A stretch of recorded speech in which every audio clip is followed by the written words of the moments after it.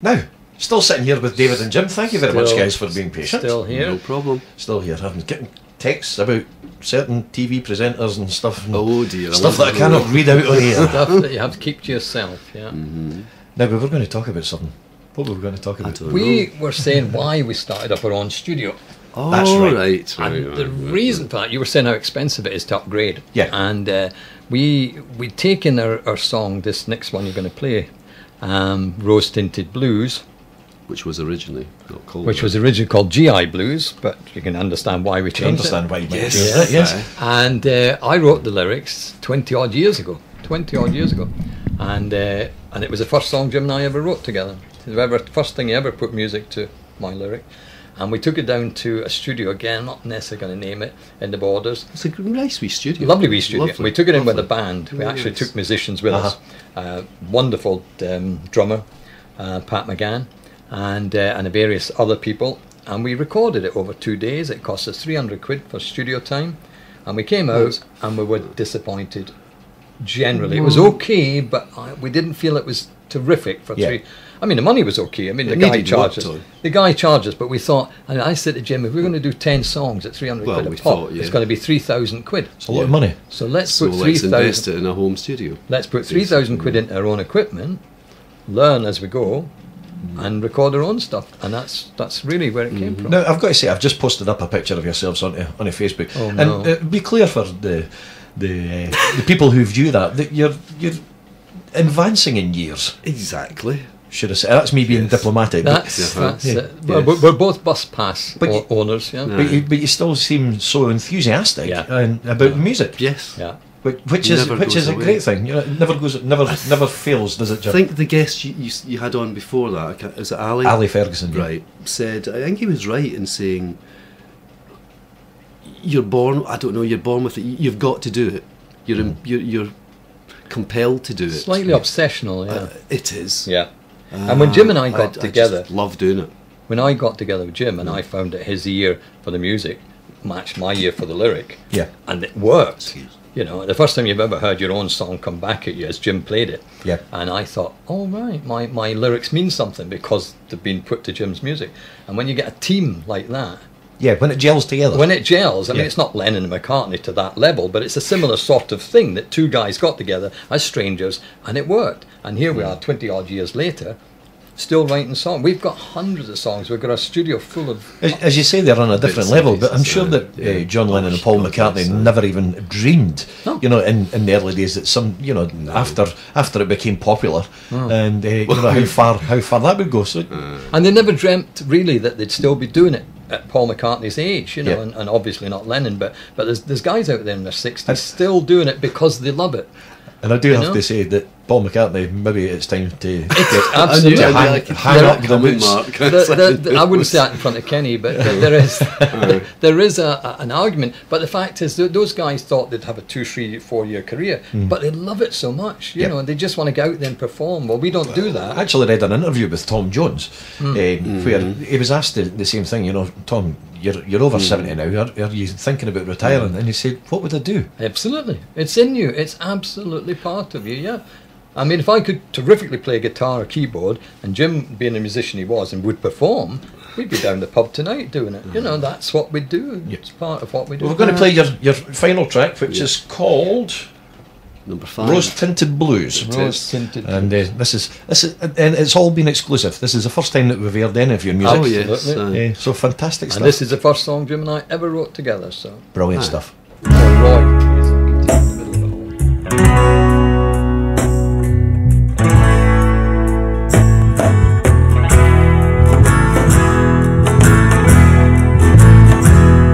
Mama left one morning for the US of A, running for Papa, who long since passed away, chasing after rainbows, stars striped in her dreams, a packet of chewing gum and a well-worn pair of jeans.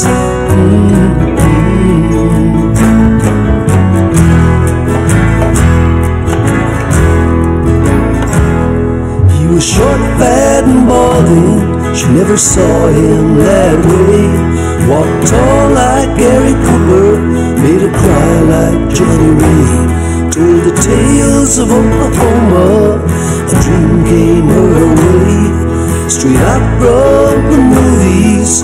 A stranger came to stay.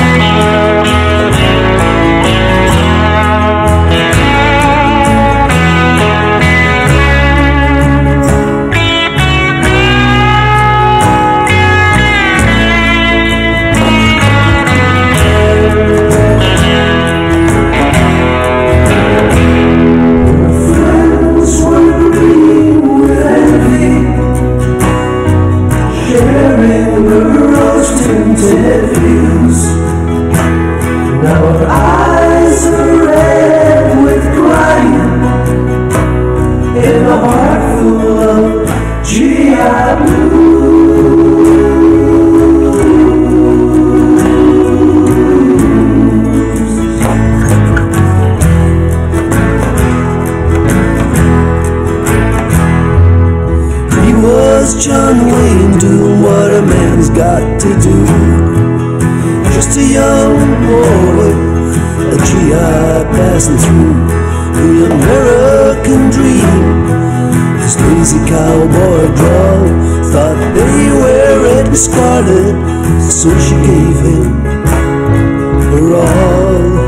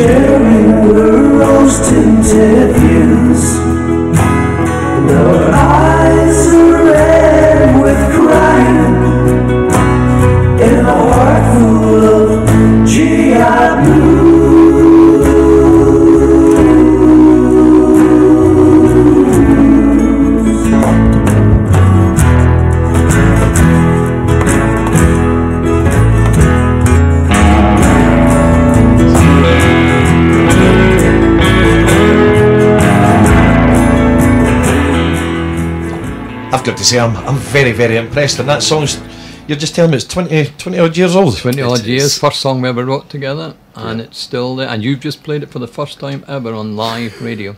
There you go. So there you go, Mark. Brilliant stuff. When I'm, thank you. When I'm long gone, you'll be saying, I remember that old guy. Can I say thank you very much for bringing your music in? Of course you can, Mark. We've thoroughly enjoyed ourselves. Thank thoroughly you enjoyed for having us in here. For those who, maybe if you have just tuned in, it's David Easter and Jim McAllister.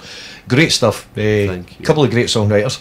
Thank you very much. And there's a couple of people you want to thank? David, yeah, I want to thank the people that have come along to the studio for free.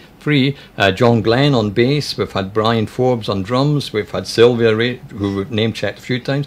Bob Heatley has worked his socks off in arrangements, and Roy Henderson, who's absolutely a great pal and a great guitarist and a guy who's, the studio knows very well. The radio station knows very well Roy.